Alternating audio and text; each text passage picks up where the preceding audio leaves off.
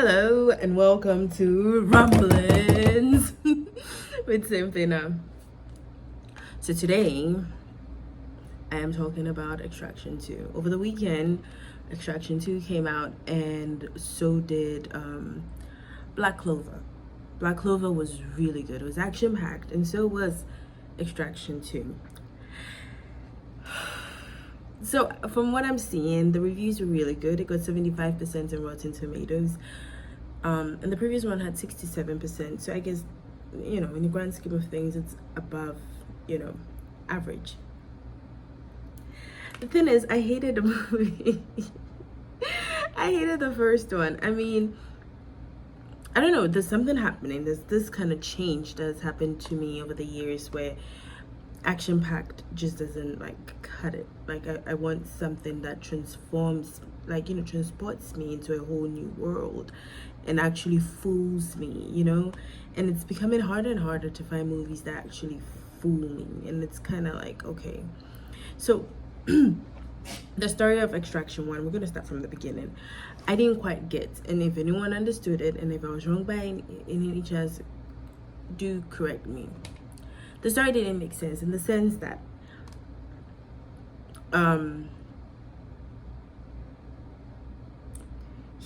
they hired the extraction team to get the kid out, and then the guy that hired the extraction team tried to take the kid back from the extraction team. Didn't make sense to me in that instance. And then even after the guy who threatened him died, he leaves his family to still protect a kid that is already with an extraction team. What is that, And the action is good. Don't get me wrong, the action is good. When it comes to action is good. It's just the story doesn't quite hold water for me, and that's a big problem, because it's like, I mean, if I wanted action just for action's sake, I would watch a Steven Seagal movie. It's like there's a lot of potential that could go into it if they just put a little bit more into the writing, I guess. But I don't know, maybe I'm wrong, but I had a problem with that. And then the biggest thing that actually gets to me is the bridge scene, which is the most action that you get, right? It's they end the whole movie by making you realize how pointless that bridge scene was. And I think they got so caught up in trying to give you a cool view zoomed out, that they didn't realize quite so much that zooming it out, for someone like me, in my mind, I'm seeing all these boats on the river, and all I can think of is lots of ways that they could have blended in over the river, significantly easier for them getting off, rather than using a single bridge that has just one exit point in and out. You know what I mean? It's like you could have done a boat. And I know it's cliched or anything, but I feel as though that could have been a nice action-packed thing in the forest. I know they used it already with the guy who was supposed to protect the kid. I know they already did something in the jungle, but I feel as though that was they could have done something more. Or even if they didn't want to go in that cliche route, probably not zoom out or pan out, showing that there was a possibility for a much smoother exit strategy. Particularly, if you're supposed to be an expert in your field, I would have thought that would have and then, okay, so the whole movie starts with this grand thing with him jumping from a high distance and staying underwater for a while, which to me I felt as it was to establish the fact that he can hold his breath really good. He's a good swimmer. So there's that element. They show the kid also holding the breath. So they give us two elements of people being really, really good swimmers and good at holding their breath. And then they pan out a river that wasn't used. And it's what was the point of showcasing those skills other than just to show off, right? And that bugs me. So we move to Extraction 2. So I mean, Extraction 1 ends with a bullet in the neck and then falling off a bridge. So things went to my mind. Maybe you can't swim on that river because maybe it has alligators or crocodiles or something reason why you can't swim across, right? Or sail across. He falls into this river with a gaping hole in his neck and still managed to drift across, again bringing out the fact that, you know, there's something I could have been out with this fucking river, okay?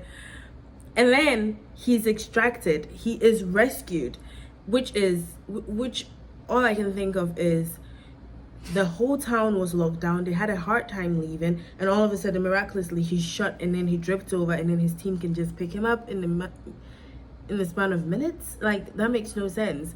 The big villain just decided, I don't care, you know, kind of. I'm just, you know, gonna. I don't care. Kid is gone. But I mean, why? This guy ruined your whole plan, pissed you off so much. It would make sense to lock him up in jail and torture him for years, and then they do a whole story on how he managed to get out of that. I mean, that's cliched, but that would make more sense if you're piecing the story together, like with what we're supposed to believe. He has this whole town on lockdown.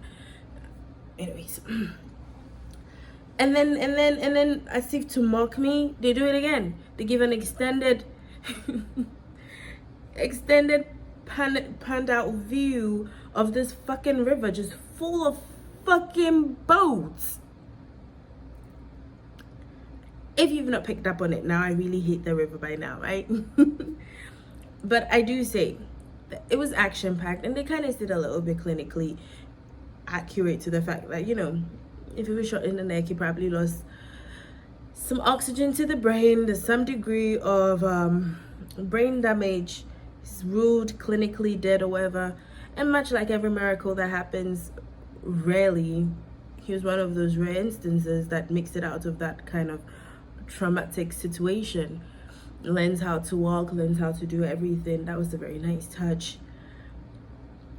Is left in this secluded place, and then Tyler comes home one day and Idris Elba is there. Now I'm telling you this, and I'm gonna be honest, because I didn't like the first one, I probably went into this one with more critical eyes because I really did not see a 2 happening. I didn't see a sequel happening. Neither did I think there was a need for a sequel. So I think I was a bit more critical, if I'm being honest. So I probably was watching this like with very, very critical eyes, if I'm being honest. Anyways, Idris Elba comes, and I realized that the ice around my hat is like kind of melting away because it's Idris Elba and I love him. And let me just clarify, I don't love Idris Elba just because, you know, because of the sexiest man alive thing, or Chris Hemsworth for the sexiest man alive thing. I think beauty lies in the eyes of the beholder, and I am not beheld by their looks that much, but I do like them as characters, and I do like them for whatever personalities that is portrayed by them by the media. I like the image I get of them. I don't know them personally, so what do I fucking care? Neither do they know me, so what do they fucking care, right? Anyways, I see Idris Elba, so I'm excited, right? And I'm like, I feel myself already being less critical of the movie just because I saw Idris Elba, no lie. And he comes in with his smooth acting and everything, and turns out they need to go rescue someone. So he calls Nick. And Nick is supposed to be like his boss kind of thing, but friend kind of thing, but love interest kind of thing. I really cannot tell what Nick is in this story, to be honest. But Nick makes this whole spiel about how she brings the contract and not like the other way around. But nonetheless, she agrees to help him do this rescue mission. Now walks in the problem I have with this one. In the previous one, there was a whole team. I mean, I do know that a vast majority of the team died, but they do this for a living. I felt as though they should have been able to get a team. And then, for some reason, in my mind, it kind of seemed as though there was a little bit of a time skip because he was in a sling, and he still had the knee brace when he met Idris Elba, and he worked hard and he chopped a bunch of woods, whatever he did, and he kind of healed and was no longer in the cast. I'm thinking it took them some time from when he was given the assignment or the contract to prepare for it. And I would have thought to prepare for it, she would have built a team again to help out. Instead, it's a 3-man team trying to break out a woman and her kids from a Georgian prison.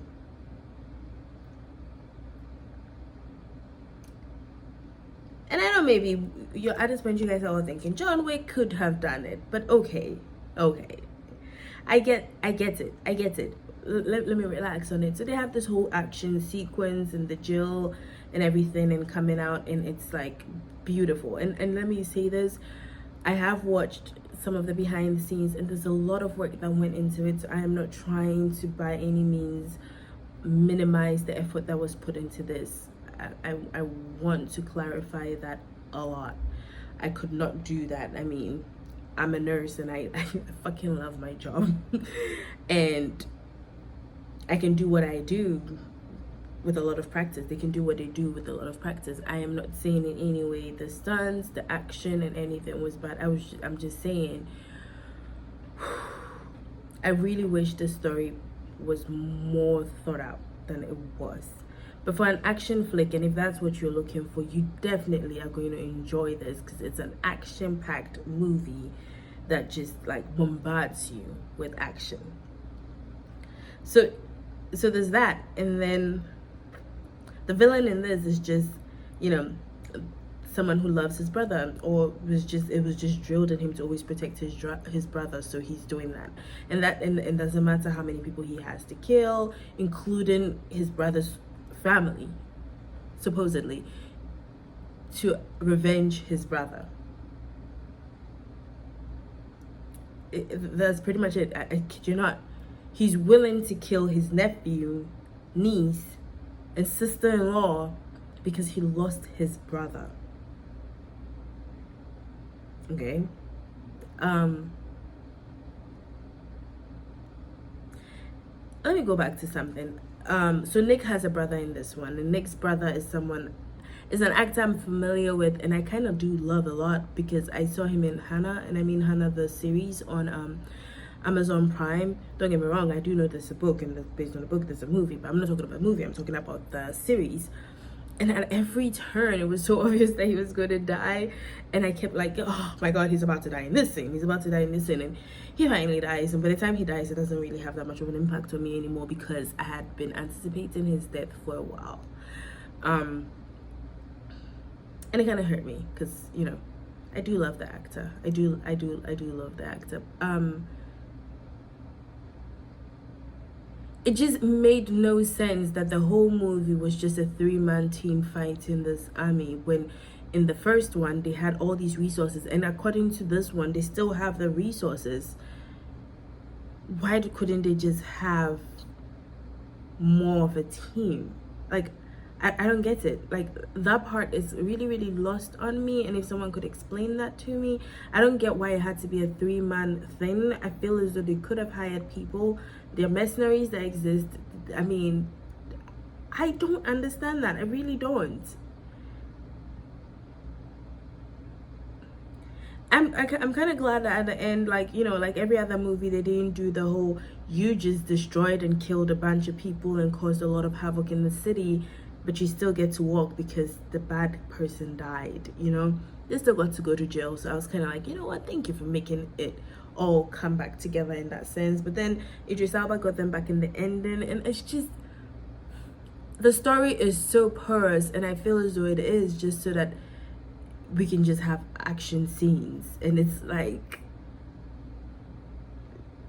just a little bit more like attention to detail, or a little bit more like a little bit more fluff being added to it would have changed this whole thing a lot more for me. But who am I to say anything? It's 75%. So I've seen some of the reviews like 4.5. People did love this movie, and I apparently didn't think anything of it. A few reviews I saw just was people just saying it's an action-packed movie and they loved it for that. So I don't know, maybe I'm reading too much into it, but I just felt as though like it made no sense that an extraction team would go so ill prepared, and also not ill prepared because they had a lot of cars, they had a lot of things set up, you know, for it, except for manpower, which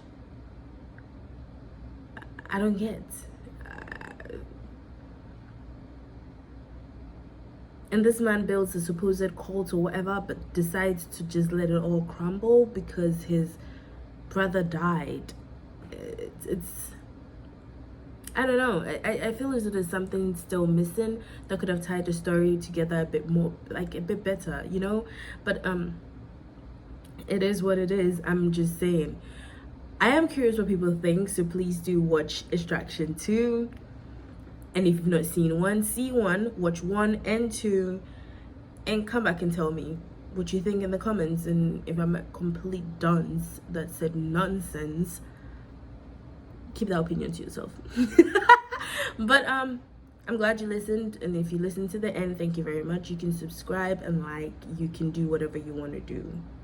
I'm a hippie, I think. I'm not gonna force you to do anything, okay?